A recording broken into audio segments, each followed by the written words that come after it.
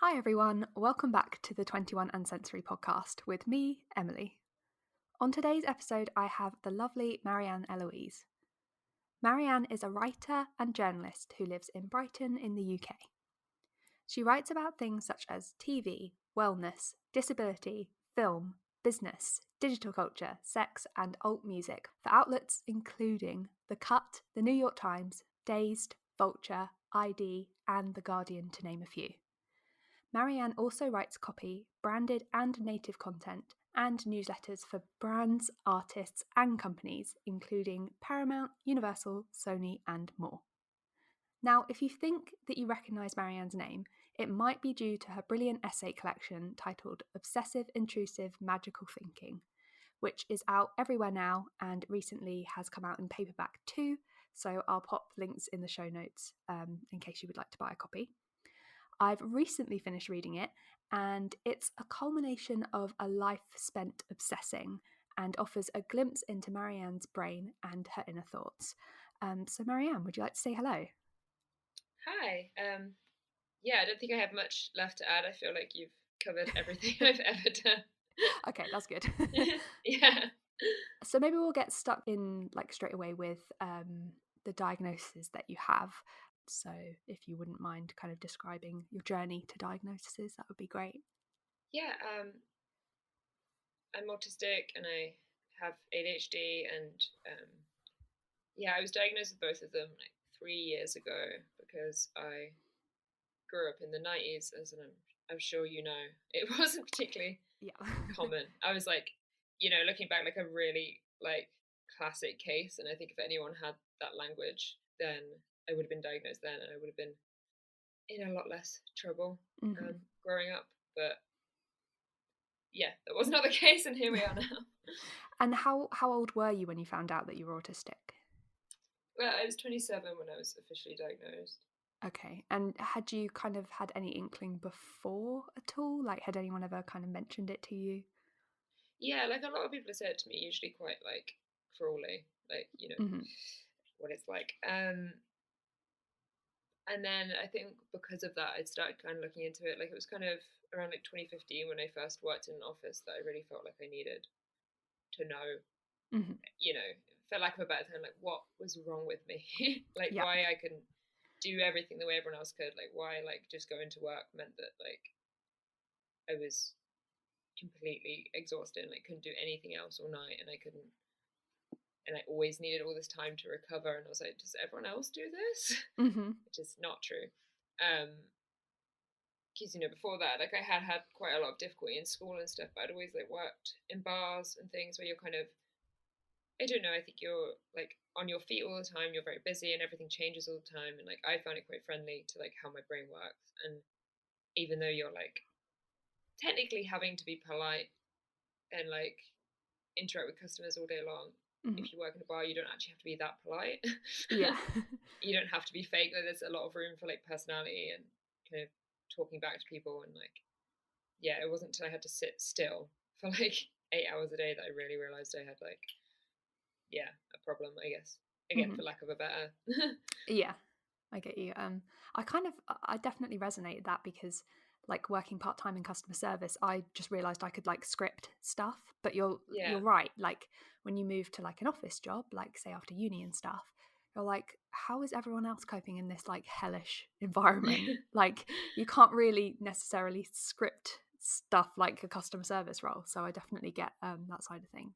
I think as well, it's like in customer service, you talk to usually like new people every single day, so you can kind of Mm-hmm. just like follow your script and get it done with that person and like never see them again in your life. Yeah. Whereas in office, it's like, can I really have this conversation with you every day, like with someone that you don't click with and the relationship isn't evolving? It's Yeah. like I just feel insane, like asking you about like Love Island every Monday or whatever. Yeah. And also just having to be social outside work hours with the same people. I'm like, why Yeah. would I want to do that? No Yeah, thanks. like I think, yeah, because I think for me when I really really realized that I needed um support was when I was working for like I was working for Dazed, and because I was doing the work I wanted to do, and I was working with people that I like that are still some of my closest friends today, that like came to my wedding, like really close friends. and I Mm-hmm. still found it like the hardest thing in the world just to be in that environment all day every day. And then I think that's when I was like, oh, like if I like these people outside of work and I like the work outside of work, what is the problem? And the answer is like the office Yeah. space Yeah. and the Exactly. structure and the Mm-hmm. It's, yeah, you don't realize, I think, until you're out of it, like how much, not, I think damage is kind of the wrong word, but how much it takes out of you each I day. think damage is the right word if that's how it makes you feel. Do you know what I mean? Like Yeah. some people thrive in that environment, but for me, like I still feel like, again, maybe trauma is a bit far, but like when I think about like the sound of this one woman's like heels on the floor all day every day, or like the lights, or the Mm-hmm. people eating and like this, that, and the other, like Yeah. it's like I can't do that ever again. Mm-hmm. Yeah, no, I'm with you on that. And I don't understand how, well, I know why it affects both of us because we're autistic, but I don't understand how it doesn't like even like bother people at all. Like, Yeah, like just, yeah. I did like one day in an office recently, and like someone's phone was going off constantly. I think they were like stuck in a meeting, and like their phone was just like text over and over again that was making the noise. And I Okay. was just like, can anyone hear that? And then everyone around me was like, yeah, it's really annoying actually. And I was like, okay, thank God. Like I feel slightly normal that like this is bothering you. But the fact that you had to ask around to be like, please, anyone else with me Yeah. on this? Yeah. Oh, that's so annoying. So do you find that like do you work from home kind of mostly? Yeah, I do. Yeah. Yeah, I don't even Mm-hmm. really work in cafes or anything.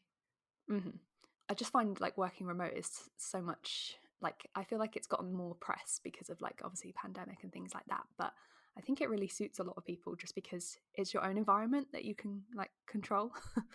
Yeah, like I think like, you know, with the pandemic, like I think a lot of people suddenly were like forced to work from homes that they maybe hadn't set up in like any way. Like maybe all of their neighbors are really noisy, maybe they don't have like a private Yeah. space, like that, there's lots of reasons why that was hard for people. But I think anyone who has the privilege to kind of have control over their environment and like the space to work, most people I know, even if they're not autistic, are like, oh my God, like I can see why you insist on this. Like Yeah. And also it just means that you can, I don't know, get up and walk away from your desk whenever you need to and you won't be kind of stopped by a colleague or like, you can actually go about your day as you want. yeah, and like something I really really really hated about office work is that like I think like it took a while to realize that I was like very task oriented. Like I have a piece to write. The faster I write it, the sooner I can like do whatever I want, and that's what works for me. Whereas in Mm-hmm. office, you have to fill this arbitrary amount of time for no reason. Like if you Mm-hmm. finish your work quickly, you just get more work. You don't get to Mm-hmm. leave, and like that, yeah, no, that was game over Yeah. for me. And also like having to stay until like 5 when you might have done everything you needed to do. Yeah, I get that. Like It's you don't crazy. want to, I'm like one of those people that doesn't want to start something at like 4:30 if I'm Yeah, finishing at 5. Like, and yeah, then you I get enter what you like mean. waiting mode, and I feel like you're punished for being like, because like if everything's like functioning well for me, I'm a very fast like worker, and there's no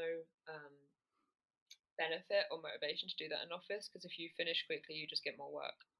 And I Mm-hmm. just didn't want to do that, and I would drag everything out and just waste all my time. Which Mm-hmm. you don't want to feel like you're wasting your time on purpose, like with your No. one precious life. Yeah, exactly. Did you ever tell kind of anyone that did you know you were autistic at that point, or was this before? No, this was after I'd figured it out, and I did.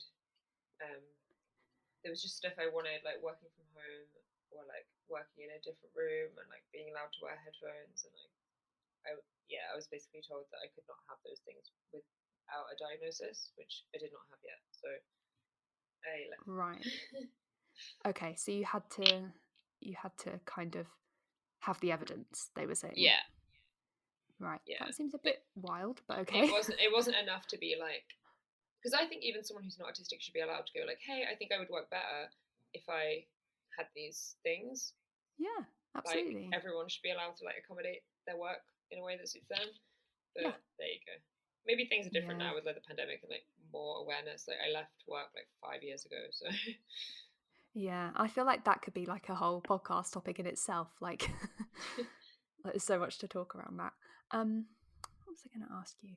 Oh yeah, you mentioned at the start, like, you know, kind of being like born in the 90s and like, you know, diagnosis of autism like being like late, especially for like women. Like, how have you found, like, kind of since knowing, have you kind of found that you're kinder to yourself, or you cut yourself some slack? Like, has it given you any kind of like clarity or like acceptance at all? Yeah, definitely. Because I think a lot a lot of people talk about how girls don't get diagnosed because they mask a lot, and I'm sure that's true for like a lot of girls, but it was not true of me. Like I was not a very typically like, you know, like I played Lego and all my friends were boys, and like I was very like, I don't know, the way I was autistic was quite disruptive, and I did like get in fights and like bite people and like Mm-hmm. have big screaming meltdowns or whatever, and like people thought I was rude. Like I never really like, I never masked, especially not when I was a kid. Like I think more so when I got older and like I was in the workplace and stuff. But when I was like, you know, 4 or whatever, I was a monster. You know, Mm-hmm. I say that kindly. I think it's cute, but I don't think other people thought I was that cute. Mm-hmm. But yeah, I think I got in so much trouble, and I was always just found it so hard to like do things the way I was supposed to do, and like, you know, that. And then when that carried on being true even through uni and stuff, I think you get so upset with yourself and angry at yourself. Like it seems like everyone else is like growing up and you just cannot Mm-hmm. grow up and do things the way everyone else does. And I think understanding that I just literally can't do things the way everyone else does was so, you know, I think I still have bad days where I'm very cruel to myself, and like, I think Mm-hmm. we all do, especially if you're having like a bad meltdown or you've done something in public or you, you know, it's easy to feel embarrassed. But Mm-hmm. I think overall, when I'm in like the best kind of, you know, state, it's a lot easier for me to be like, no, this is why you can't just do things the way everyone else does. Mm-hmm. And did you find at all, like, because I know obviously you've written in your book about struggling with OCD. Do you ever kind of find that, like, kind of being autistic and having OCD overlap at all? Like, in terms of you don't know what's kind of almost like responsible for what kind of thing, like what, like how you're living that day kind of thing. Kind of, but I actually like, I have been recovered from OCD for like quite a while. Like obviously there's Oh, still okay. like weird brain things that pop up. Like if things Mm-hmm. are really bad, or I get really upset. Like I am prone to like a little bit of like OCD thinking, but like it was like at its worst when I was like a kid and a teenager, and like in my early 20s, and then when I moved out in like my late teens, it definitely got a lot better. And Mm-hmm. so I think by the time I knew I was autistic, I didn't really have ADHD to contend with anymore, if that makes sense. But Yeah. like for me, which I think I write about, like I a lot of autistic people have OCD. Like I think that our brains are really like predisposed to being obsessive, obviously, and Mm-hmm. wanting control and like structure. And like if we don't have that, and also we're obviously prone to like bad mental health anyway.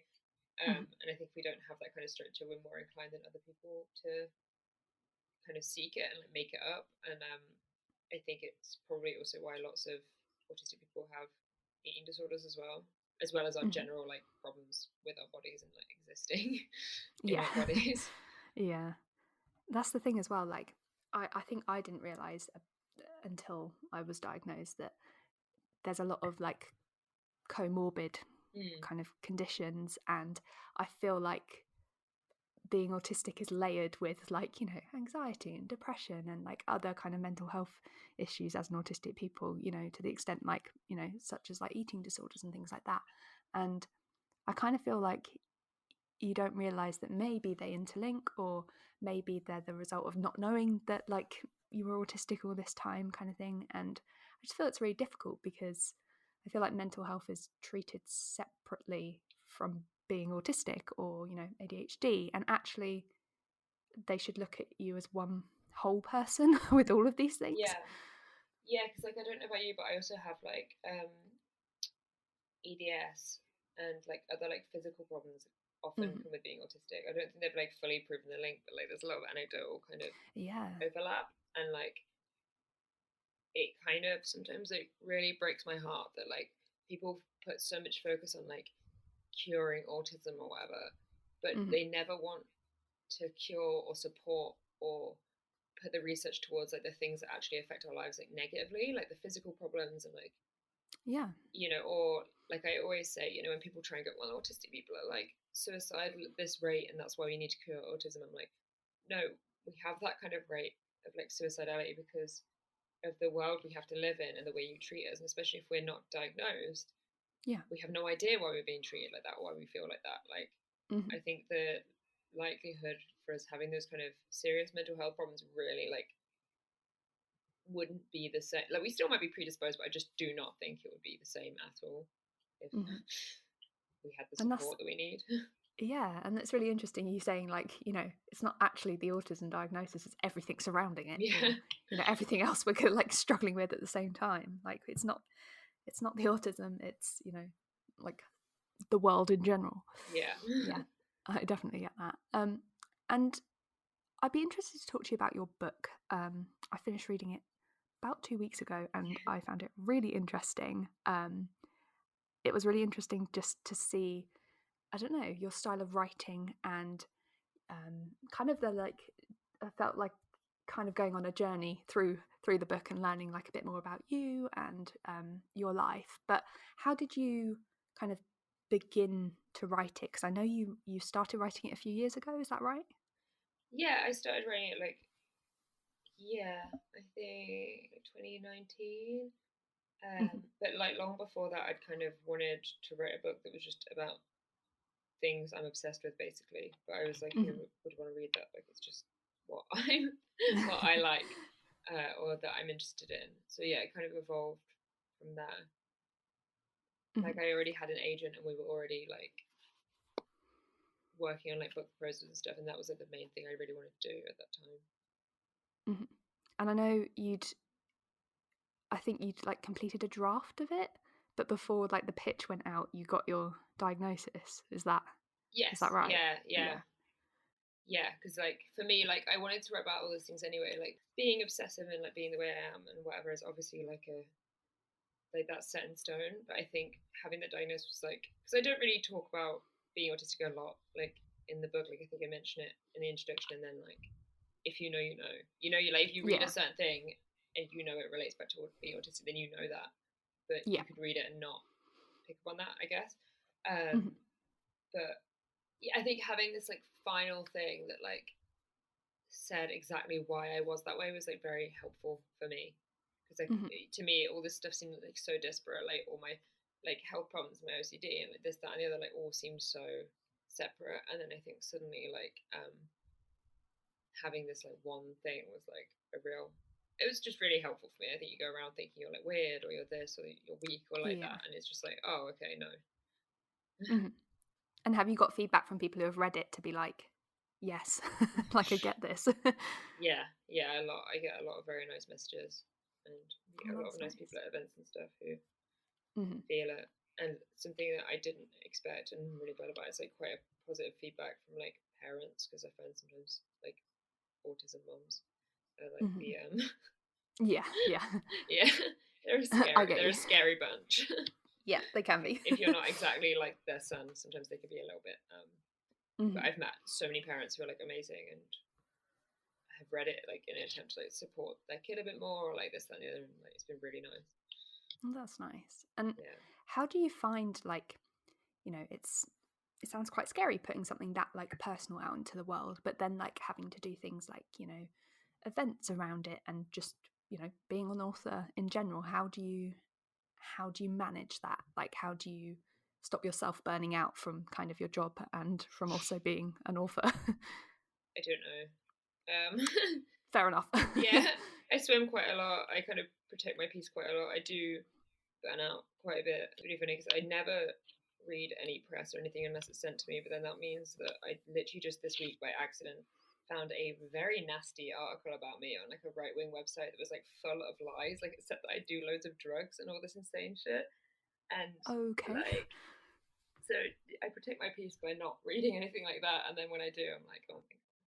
Yeah, it's very difficult realizing that people can just I was gonna say they can just like make up anything they want about you, but they actually can't. That's not allowed.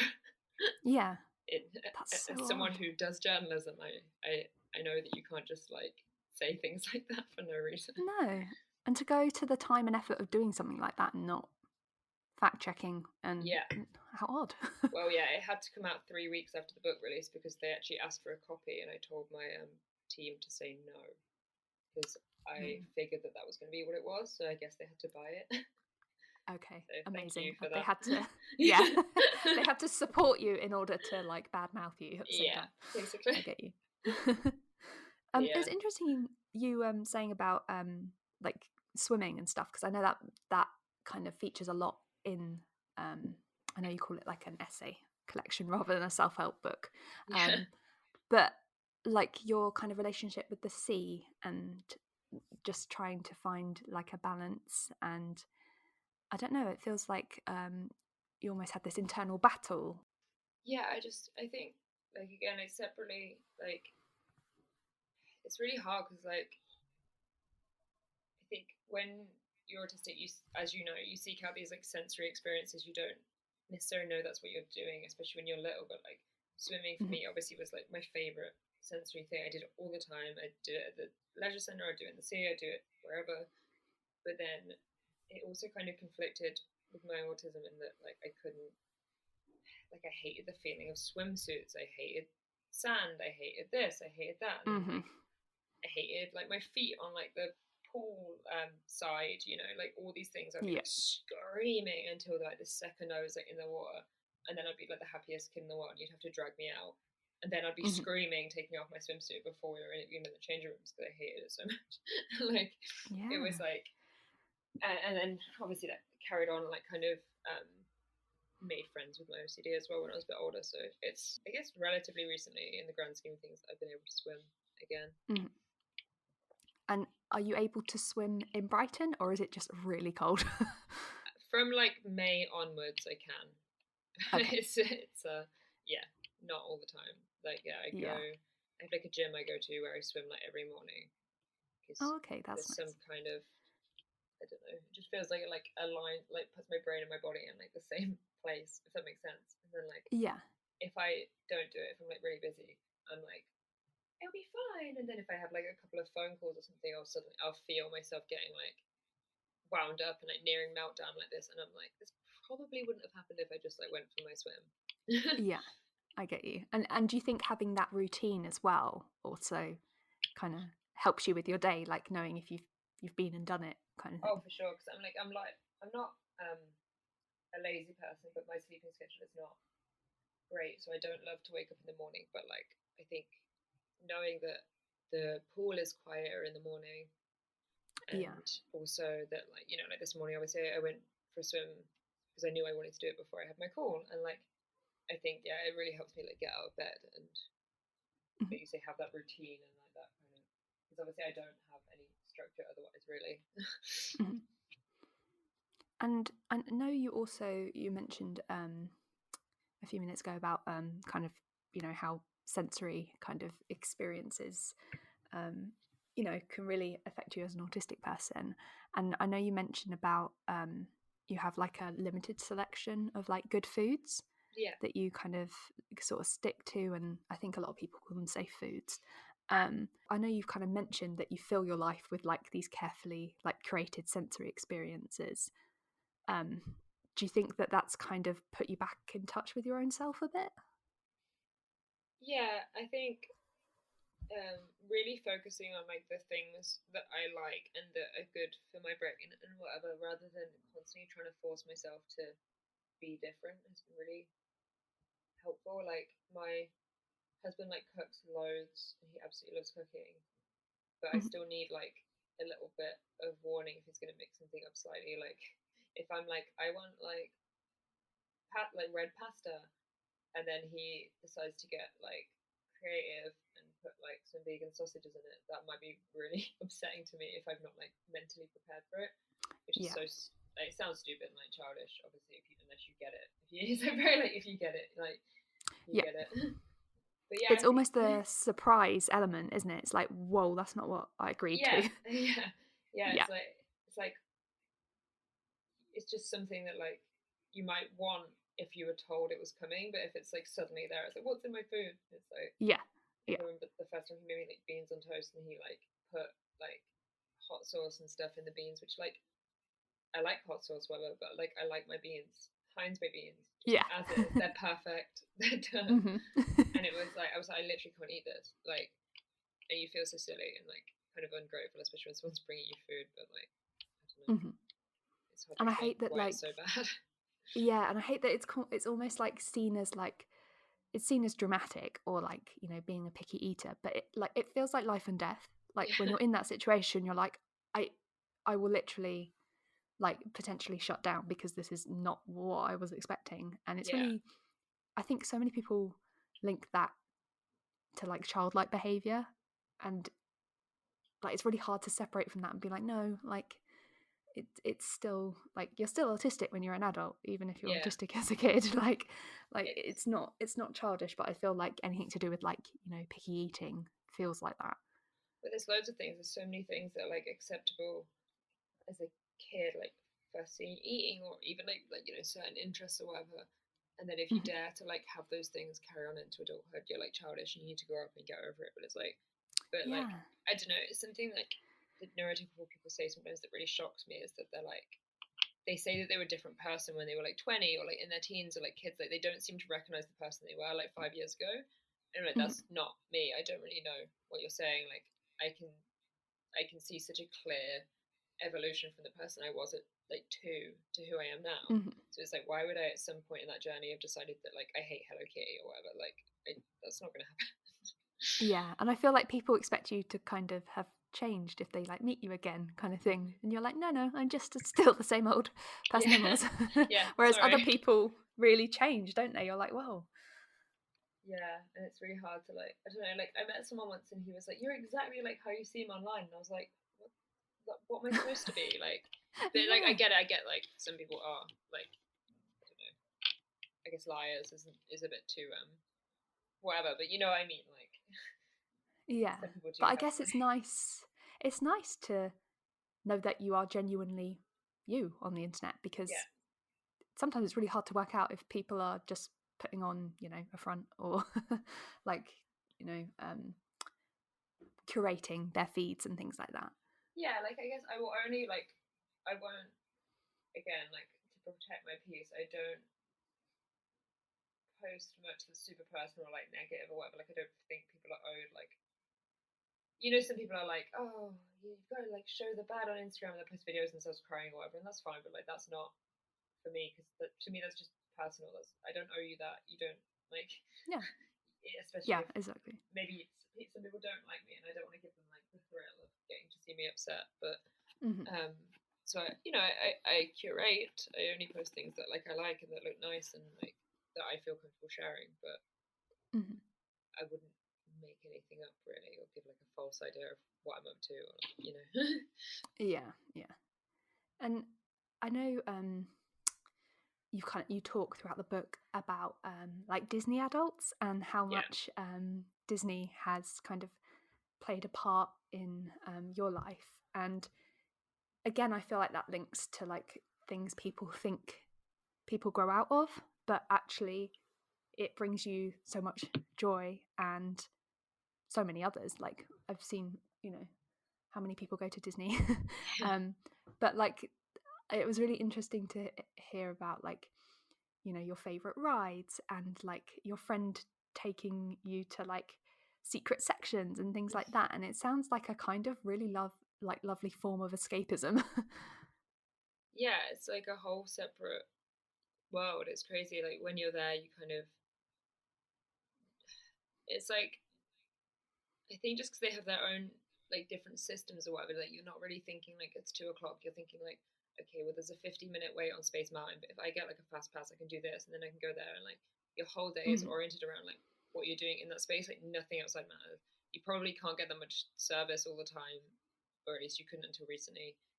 Like, I don't know. It's just like a completely separate world. And I think as well, like, having those friends who are like because like I grew up in like alternative music, but that's still very much like my kind of world and like my people. And like my friend Will, who you mentioned, is like the singer of like this really great band, and like I guess my point is that for some reason people into alternative music are also into Disneyland. I found this really weird Amazing. crossover, like with my friends who are like moshers, and like they used to do this like goths at Disneyland day that they stopped letting people do, and I don't know why, but Oh. but yeah, I don't know why. I don't, but yeah, it's just nice having a separate like also separate like community. Like I never grew up going to Disneyland Paris because we couldn't afford it, but I think when I started going to California as an adult, like it's very normal for people there to like have an annual pass and just go there casually, even if they're not necessarily like into Disney. Most people Mm-hmm. are into going to Disneyland, and I think it's treated much more casually and like much more like it's only really in the UK that I will come up against people like making fun of me for being into Disneyland. I'm like, you don't understand. There's so many people like me. Like, I'm Yeah. normal.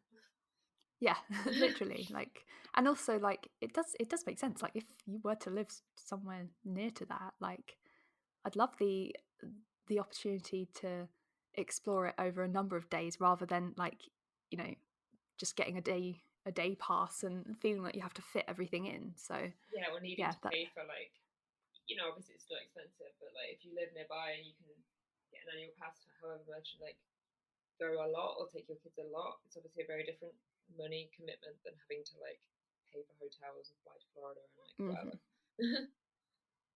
yeah, I guess if you can stay with a friend and, you know, can get there and back okay, then I mean that would be saving quite a bit of money just on Yeah. like staying somewhere. Yeah.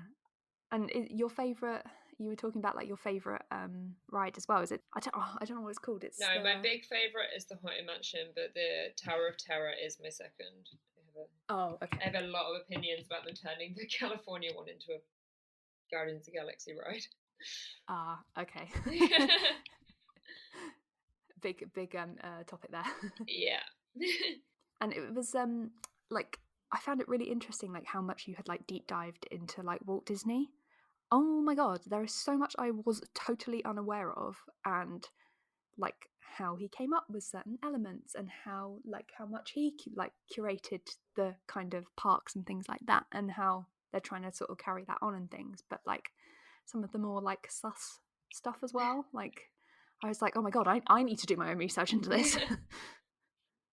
Yeah, it's funny because like people sometimes are like, he was a Nazi, which like he wasn't. There's no evidence for that, but it's like there's enough weird stuff about him to focus on without needing to make things up. Like, and Yeah. so even just the fact that like he like was really like obsessed with death, like he was really weird about death because he got told that he was going to die at 35 by like a fortune teller, which is like so funny. And then like he like, and then the last ride that he designed personally was the Haunted Mansion, but it didn't Okay. come out until after he died, like a few years after he died. But like, yeah, he was like a very spooky man.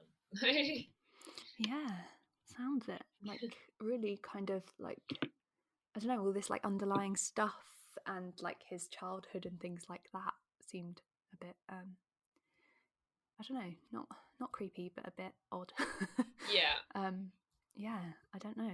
Bit Yeah, like he like weird one. refused to go to funerals or anything because he was like so convinced he was going to die young. Mm-hmm. And that idea of like I know you mentioned like your own kind of thoughts about like constantly thinking of death, and this sounds really weird. It was so nice to read someone else that is also constantly aware in the background of this, because it's something I think about every day. And I'm like, so do other people just not think about this or not consider this or not, you know, their brain doesn't jump to worst case scenarios constantly of, you know, just, you know, daily things like going outside and things. But like the way you described it being like a kind of constant kind of simmering thing in the background that you're kind of thinking about, it was quite interesting. And I wonder if, you know, how many other people, you know, it kind of weighs on their minds.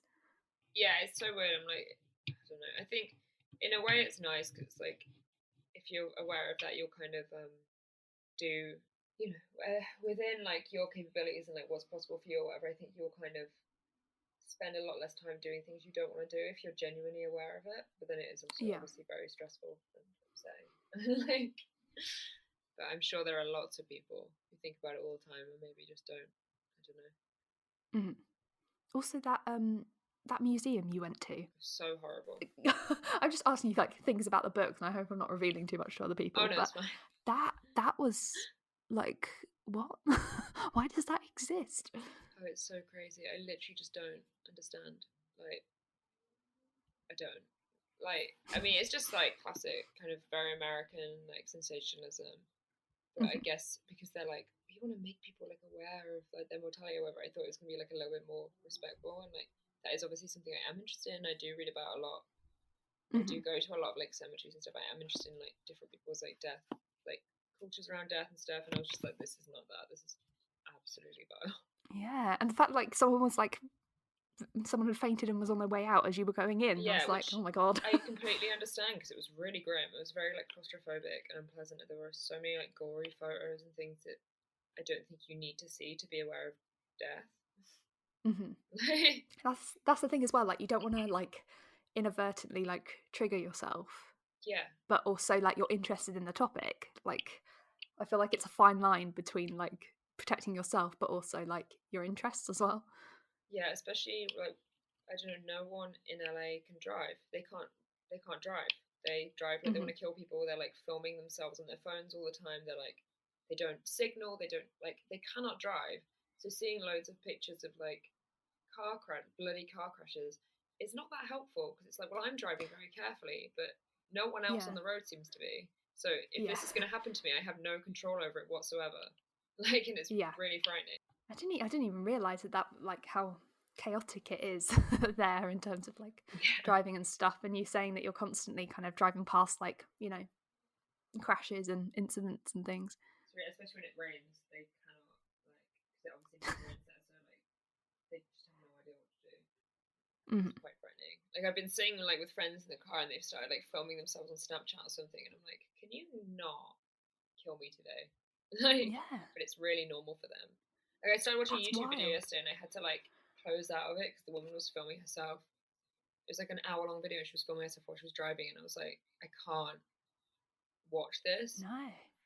Like, it's so scary to me.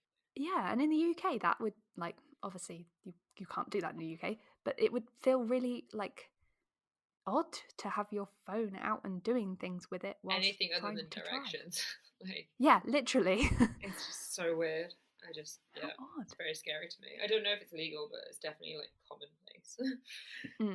I mean, no wonder there's crashes and things if they're not even really looking where they're going. No. That's wild. They also have a very chill approach to like drink driving as well there. As people more so than again, I think the law is quite strict, but they are not. Yeah. It's very scary to me. I mean, apart from the car stuff and the creepy museum, it does sound like a nice kind of place, especially if there's, you know, nice kind of attractions and things around. But it's a great place. I love it, but it is also a really chaotic, weird, insane place where people behave crazy all the time. And I was like, it's really lovely to read about your little dog Bowie. He's so cute. And like you took him over there as well. Like I did. That's so cute. It was very cute. It was like very scary, but they have like a separate hold for pets. It's like temperature controlled and stuff. Like it's not the same as the cargo. Okay. And they like you can ask them and they'll like check on them on like a little camera and stuff. So like as soon as we arrived, she was just like, "This is great, love it." Like she didn't give a shit. I'm like, I was crying. I went to like the customs office and they were like, you know, do you have the dog? And I started screaming and I was like, is she alive? And they're like, yeah, she's alive. You just gotta like pay to release her. And I was like, oh, okay, thanks. You were just like stressing immediately. And yeah. Like, no, just paperwork. Really stressful, but the actual having her there for 3 months and like going to the desert together and like hanging out with our friends and like going on these like crazy walks and like hikes and stuff, like it was really amazing. And I feel like as soon as we got back, she was like, I don't know, like she's a dog, so I can't ask, but it was like she was like more curious, like more excited, like I don't know. I feel like it gave her these new like experiences that she like. But again, I can't ask, but yeah, but it's so nice having like I feel like a lot of people don't understand how like pets give you this like completely different form of companionship that are, you know, different to having like a partner, in that you can just kind of, I don't know, they're always happy to see you, not that your partner might not be, Yeah. but just like you can just exist in the same room quietly together, and they're always up for anything kind of thing. Like they're always up for a walk, they're always up for like a little adventure, and I just feel like, I don't know, I'm saving up for a sausage dog for this very reason, because I want my own little, I don't know, just like my own little therapy dog, you know. Yeah, and I think that unlike people, they obviously don't know, they're not deceptive or anything. They're very like, Yeah. they act how they mean. They tell you Yeah. how they feel about you. They're very like honest, and like Yeah. they don't need anything from you other than like the care and like love and like whatever. Like they don't need you to be a certain way or act a certain way or say the right thing. Like it's just, yeah, it's much nicer. I love to be around animals. Me too. I'm with you. Like all of them. I know we've kind of maybe touched upon like a few of your interests, but do you feel that you have a kind of set of special interests? Do you feel that maybe you kind of go in and out of maybe kind of deep holes of researching things? Like, how do you kind of spend your spare time? I've got lots of interests. Yeah, I'm sitting here in front of like what you mentioned, painting, and like what you mentioned, Lego. Amazing. And like 2 books about it, and like, yeah. So obviously Disneyland is like a very long, like overarching one that I never feel like done with. And then I have stuff that's, I guess, long term, but more like, I guess, less interesting, like on a deep dive term. Like I collect like a lot of like Hello Kitty and like Sanrio stuff, but there's not really much lore there to explore. It's just cute. Zelda is a lifelong one. I just completed Breath of the Wild, which is, I know I'm very late to that, but I bought my Switch and I bought Breath of the Wild like, but yeah, I've got like those overarching ones, and then literally I just go through phases like of reading like really long like books about things, and then reading more books about them, and then reading, you know, like, and it can be like really boring stuff. Like I read like Empire of Pain, and then I was reading like other books about the opioid crisis and stuff, which like isn't boring to me, but like, you know, it's not Disneyland. Yeah. And then I always watch loads of documentaries about like aliens and stuff all the time, even if they're terrible. And then loads of different TV and stuff as well, like the X-Files, Buffy, whatever. Like, yeah, loads basically. Nice. Never bored. Like I love, like, I don't know, so like learning different languages, and yeah. Don't really let myself get very bored. It sounds like you like trying a bit of everything, which is nice. Yeah. I mean, you're talking to someone who is fascinated by like prisons, and I like.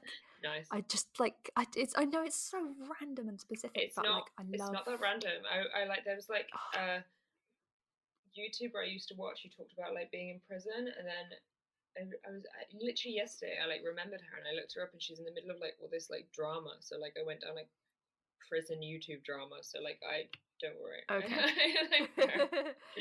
It's just, I think like also part of it is like, it is a life that I'm never going to lead, or hopefully yeah, never going to lead.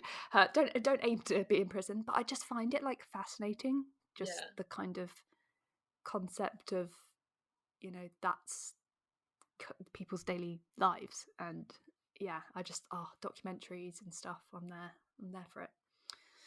Yeah, a little bit obsessed. Oh, I'll have to look at what's the YouTuber called?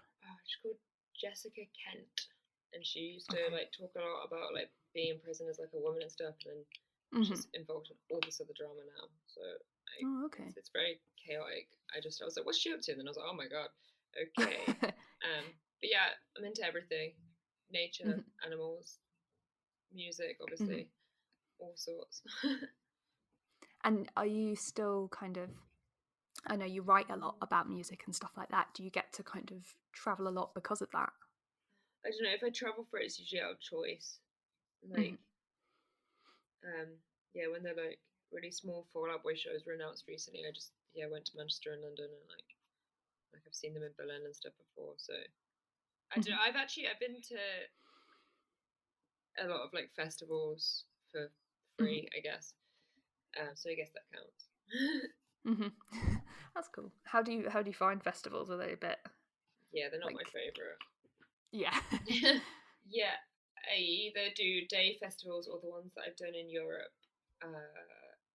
Somewhat like the PR has paid for like a hotel for everyone, so that's fine because you can leave and that's you can good. go if you want. And like the European ones, I also find it often like nearer. Like I went to Primavera last year, and like it's not that far. Like it's like a 15-minute taxi from the city centre, so you can like nip in and nip out, and like not actually have to like commit to being there like all day and night. Whereas like, obviously if you go to like Reading, you're committing to being there for like 5 days camping. Yeah. And I just can't do it. I've never done it.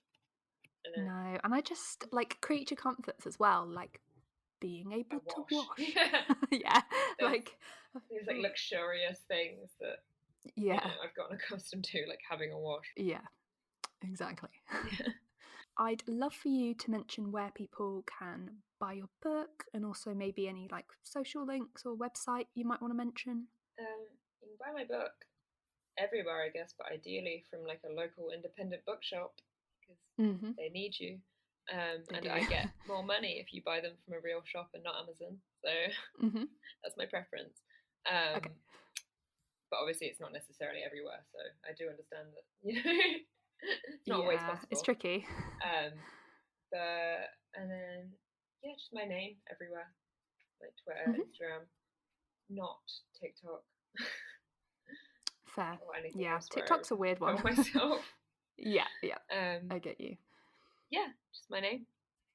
Fab. I will put the links to everything in the show notes, and I think also like a lot of local bookstores, you can kind of contact them to order it in if they don't have it. So I feel like that could be good. And that's also very nice for me because they might go, oh, there's interest here, and they might grab a couple of them, and then more people might read it rather than like But also any Waterstones or whatever is always better than the big monster website. Yeah, it's mad, isn't it? Like it's like convenient, isn't it? Yeah, and like I have a Kindle. No one's perfect, but especially for like debut authors, it's always better to buy like a physical book from an actual bookshop. There are some people who don't really need, your money or support in the same way, but new authors definitely do. Yeah, that's very true. Well, thank you so much for coming on. It's been really nice to chat to you, and I hope the rest of your day goes well, and I hope that people go and buy your book because it's really, really interesting, and it will make you want to do your own research on things. Like I'm off to go do some Disneyland research right now. Good. Perfect. Thank you so much. Thank you so much. Thank you for having me.